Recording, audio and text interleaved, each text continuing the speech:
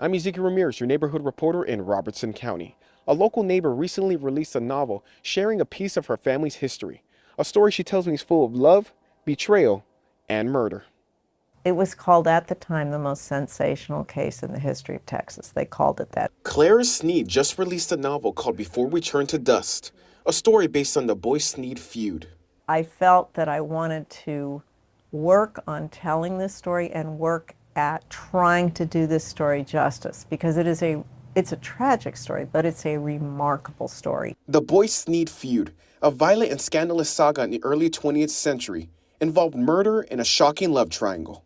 It's a historical fiction based on very sensational events that happened, began in Amarillo, and involved a love affair, a marriage, and murder. That's the short version of it. Clara's reason for bringing the story to life is a lot more personal.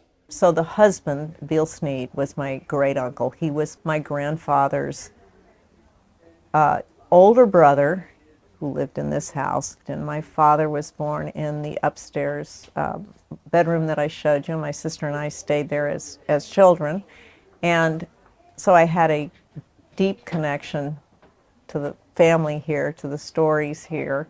And I always loved my family in Texas. And Clara tells me she hopes her book will inspire readers to use storytelling as a form of emotional therapy. So people here, I think when they read that, I hope they maybe come to think about stories in their own families or how you would tell a story in your own family. So when you talk about trauma and people's deep and painful experiences honestly, then I think there is some chance to clean out the wound and let it heal.